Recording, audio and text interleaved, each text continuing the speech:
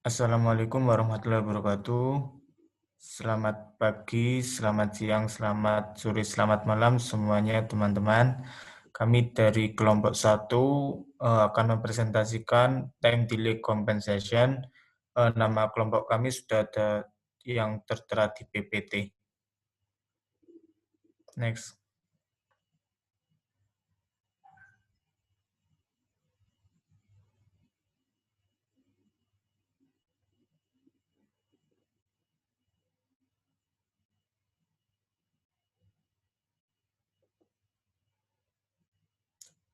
Selanjutnya topik yang akan kami bahas di sini ada introduction, delay configuration, the Nyquist stability criterion of system with time delays. Yang keempat ada stability analysis of system with time delay. Yang kelima ada delay approximation using polynomial series. Yang keenam ada PID controller. Next. Yang pertama ada introduction. Nah, time delay dalam kontrol sistem adalah interval waktu antara peristiwa yang dimulai dari satu titik menuju titik akhir dalam suatu sistem. Time delay ini mengurangi stabilitas sistem dalam fase minimum.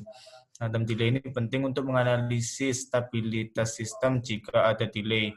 Delay dapat disebabkan oleh misalnya keterlambatan pada sistem transportasi dan komunikasi, keterlambatan respons sensor dalam kontrol sistem, waktu untuk menghasilkan kontrol sinyal, dan pendekatan parameter sistem menggunakan first order lag plus time delay. Next. Time delay yang disebabkan oleh aliran massa panas dalam perpindahan panas dapat dilihat dalam gambar berikut. Selanjutnya ada komponen delay. Nah, pada gambar di samping ini menunjukkan bahwa pengaruh delay dalam respon sistem seperti yang ditunjukkan, delay menciptakan jeda waktu dalam respon yang biasanya tidak diinginkan.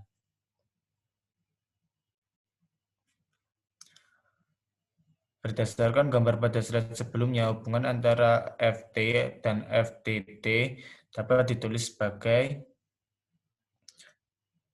Lf dalam kurung atau bisa dilihat dalam rumus ini, di mana U dalam kurung T adalah langkah unit sinyal atau sinyal pengujian, E pangkat min St adalah komponen delay, Ft adalah transformasi Laplace dari Ft, S bidang kompleks selanjutnya dengan mengganti T dengan T min T TT. Maka dapat dilihat rumusnya di bawah ini. Next. Asumsikan bahwa Ft sama dengan 0 untuk T kurang dari 0, lalu dapat dirumuskan dalam persamaan berikut. Sehingga nantinya dihasilkan rumus sebagai berikut yang paling bawah ini. Dalam domain frekuensi kompleks, hubungan tersebut dapat dijelaskan dengan gambar berikut, yakni Xin atau S, atau bisa langsung dilihat di gambar ini ya.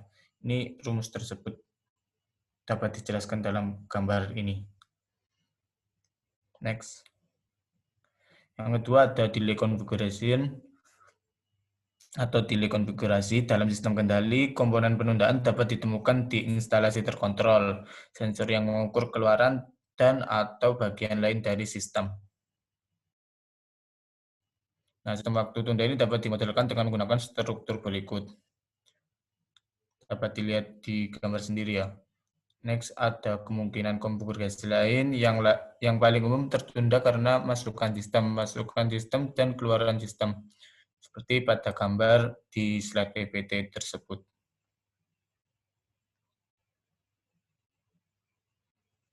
Nah, untuk konfigurasi 5C dan 5D, komponen penundaan tidak berada dalam loop tertutup, sehingga tidak akan mempengaruhi stabilitas sistem. Konfigurasi tersebut hanya akan menggeser keluaran masukan tanpa mengubah sinyal kontrol maupun respons sistem. Sedangkan untuk konfigurasi 5B dapat diubah menjadi konfigurasi berikut. Next. Yang ketiga ada Nyquist stability untuk sistem dengan penundaan waktu. Kriteria stabilitas Nyquist memungkinkan untuk melakukan analisis stabilitas absolut dan relatif untuk sistem loop tertutup menggunakan yang sesuai tanggapan frekuensi loop terbuka. Kriteria ini didasarkan pada teorema integral Cauchy pada domain kompleks, teorema residual, dan teorema pemetaan. Pada bagian ini, kriteria Nyquist untuk sistem penundaan waktu akan diturunkan. Next.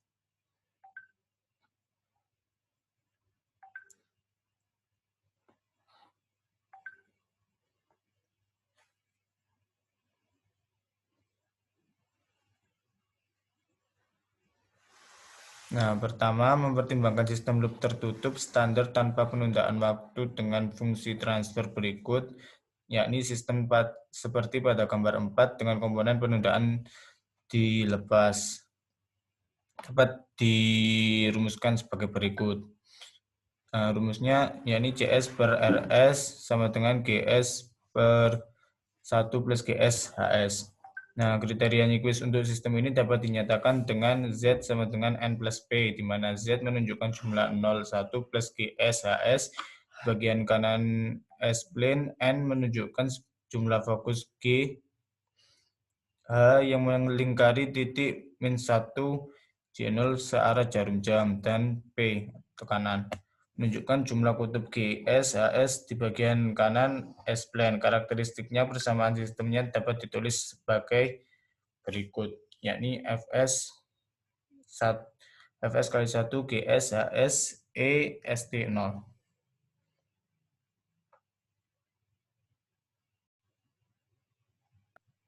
Next. Nah, didefinisikan D dengan DS sama dengan Fs min 1 sama dengan GS HS E pangkat min ST sama dengan 0. Nah, teorema Cauchy ini menyatakan bahwa integral kontur DS di sepanjang jalan tertutup di S-plane sama dengan 0 jika D bersifat analitik baik di dalam maupun di sepanjang jalan. Nah, ini dapat dirumuskan sebagai berikut. Dengan integral dilakukan searah jarum jam, ds dapat didekomposisi menjadi persamaan berikut. Ini adalah asumsi yang sangat wajar karena kami hanya menyajikan kembali ds dalam hal 0 dan kutubnya. Nah, persamaan tersebut dapat dilihat di PPT.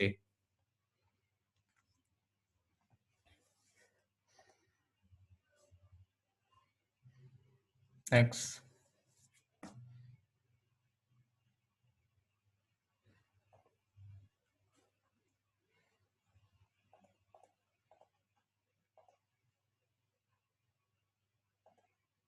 Nah, kemudian rasio ds per diaksen S per ds dapat ditulis sebagai berikut. Nah, ketika didapat rumus tersebut, menggunakan teorema residual dapat dimasukkan rumus persamaan yang ada di PPT yang kedua ini. Nah, dengan Z dan B menunjukkan jumlah 0 dan kutub DS di dalam jalur masing-masing karena DS adalah variabel kompleks dapat ditulis ulang sebagai berikut. Next.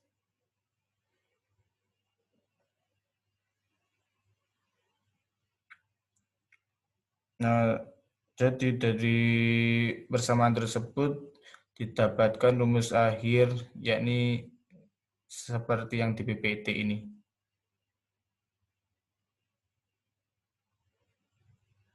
Next.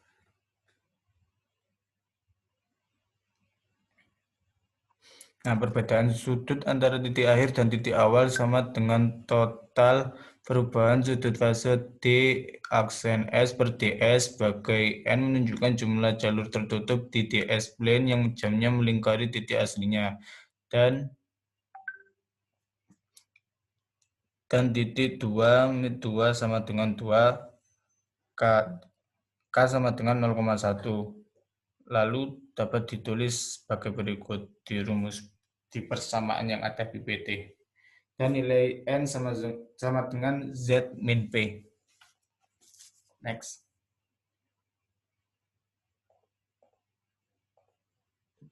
Selanjutnya akan dijelaskan oleh rekan kami yaitu Muhammad Kusnul Umami. Baik, Selanjutnya, next.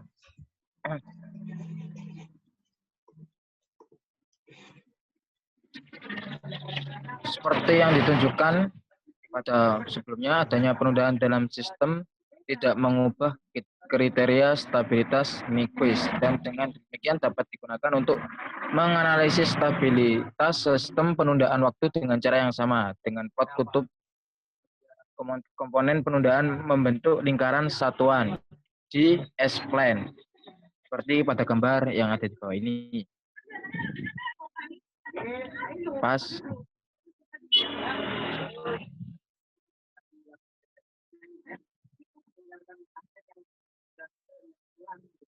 Ya, kemudian memasuki analisis stabilitas sistem dengan time delay.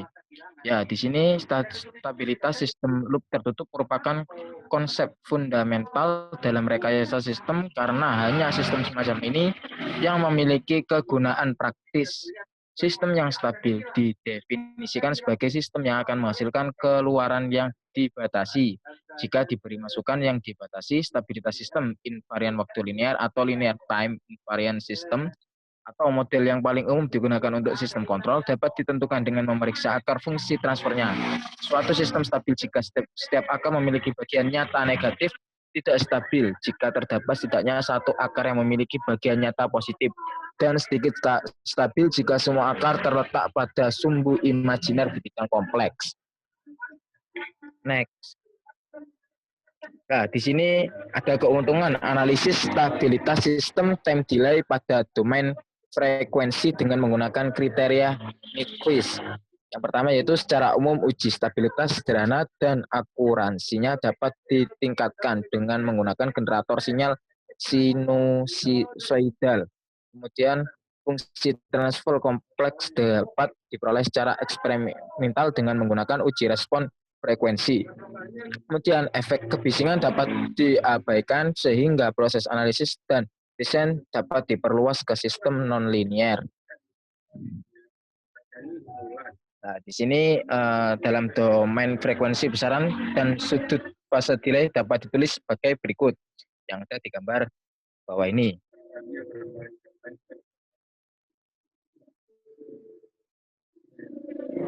Dan di situ ada di gambar 8 menunjukkan komponen penundaan tidak berkontribusi pada besarnya respons sistem, tetapi dapat membuat kelambatan respons yang besar pada frekuensi tinggi. Dapat dilihat di gambar tersebut.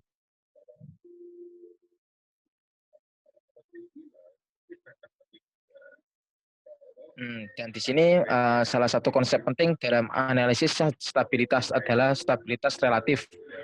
Apa itu stabilitas relatif? Terkait dengan waktu pengendapan. Sistem dengan settling time yang lebih cepat, lebih stabil dibandingkan dengan sistem dengan settling time yang lebih lambat.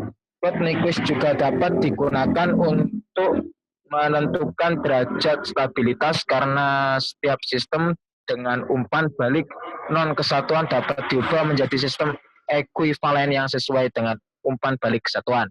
Cukup untuk membahas sistem dengan umpan balik kesatuan, yaitu HS sama dengan 1. Dan salah satu hal terpenting dalam menganalisis stabilitas sistem adalah menemukan suatu kutub dan closed transfer loop function, atau setidaknya kutub yang dekat dengan sumbu C, yaitu biasanya berupa sepasang kutub domain.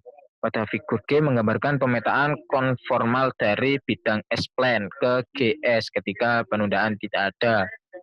Pas. Nah, di sini di gambar yang berikut ini menggambarkan secara umum semakin dekat lokus G per JW atau JW ke -1 plus JO, semakin besar maksimum overshoot dan semakin lambat waktu penyelesaian, dan dengan demikian semakin kurang stabil sistemnya. Dan ketika lokus G melewati -1 plus JO, maka sistem berada dalam batas kondisi stabil dan tidak stabil.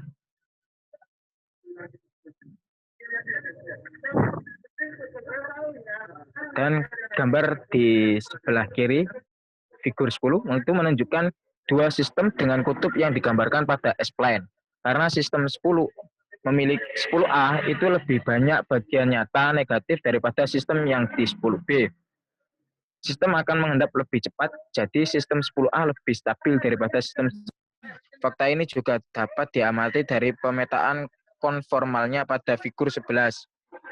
Seperti yang ditunjukkan lokus G dari sistem 11B lebih dekat ke -1 plus JO daripada 11A, kemudian kurang stabil dari sistem 11A. Ya, dari sini akan dilanjutkan oleh rekan kami yaitu Vinka.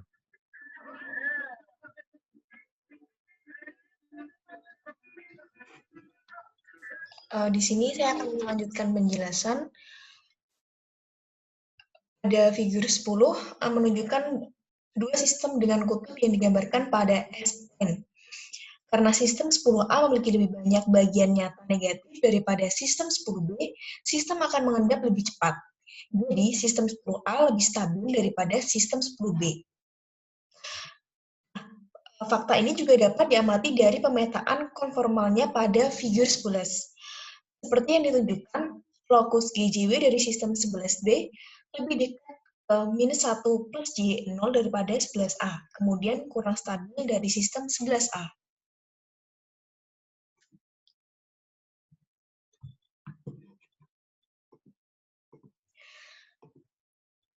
Kemudian contoh komponen delay. Pertama yaitu first order, sistem dengan fungsi transfer loop terbuka atau open loop transfer function OLTF yang didefinisikan sebagai persamaan berikut.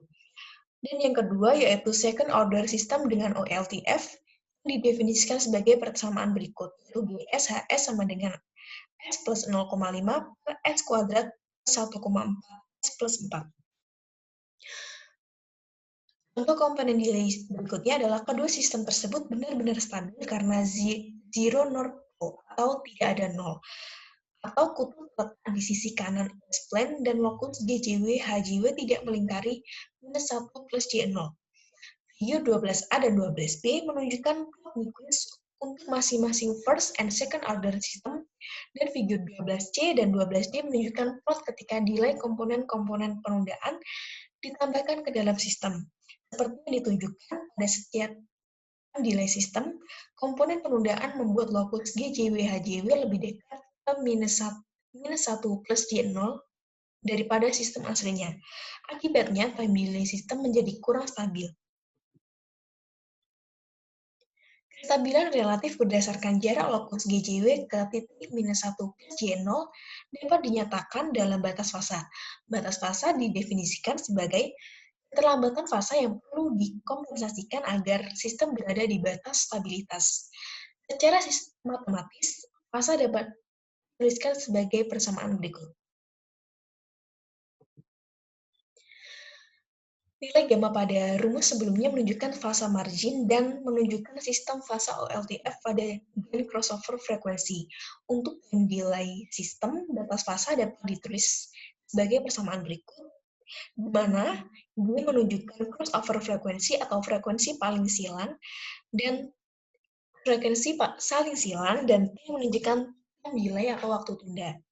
Seperti yang ditunjukkan, time delay sistem atau sistem penundaan waktu menciptakan keterlambatan fase yang lebih besar, sehingga kurang stabil dibandingkan dengan sistem lainnya. Selanjutnya, yang kelima adalah delay approximation using polynomial series. Delay approximation using polynomial series itu pendekatan penundaan dengan menggunakan deret polinomial, merupakan teknik umum dalam studi sistem kendali. Pendekatan ini memungkinkan metode untuk menganalisis sistem non-waktu tunda dapat digunakan tanpa atau dengan sedikit modifikasi. Dalam beberapa metode seperti kriteria stabilitas Routh-Hurwitz dan analisis lokus akar, perkiraan tidak dapat dihindari. Selain itu, penggunaan komputer membutuhkan delay untuk didekati dengan menggunakan deret polinomial. Perkiraan pasti akan menghasilkan kesalahan yang bergantung pada jenis dan urutan rangkaian. Dalam beberapa kasus di mana akurasi tinggi tidak diperlukan atau sistem memiliki penundaan yang besar dibandingkan dengan waktu penyelesaiannya, menggunakan rangkaian urutan rendah biasanya sudah cukup. Nah, tabel 1 memberikan formulasi deret dengan macam-macam jenis deret, yaitu ada Taylor series, dan lain-lain dengan persamaan di sampingnya. Tabel 2 menunjukkan kutub dan nol yang ditambahkan ke sistem saat baret digunakan untuk memperkirakan penundaan. Nah, tabel 2 ini ada pulse and zero of the series. Jadi ditunjukkan tiap series mempunyai persamaan pulse dan zeros-nya. Yang keenam ialah PID controller, yaitu kontrol PID dapat digunakan untuk meningkatkan stabilitas sistem delay karena dapat meningkatkan margin stabilitas dan mengurangi percent overshoot dan settling time atau ST. Dalam penggunaannya ada beberapa batasan, yaitu hanya dapat diandalkan untuk penundaan yang lebih kecil dari konstanta waktu proses, sensitif terhadap bisingan, dan tidak cocok untuk model interaktif.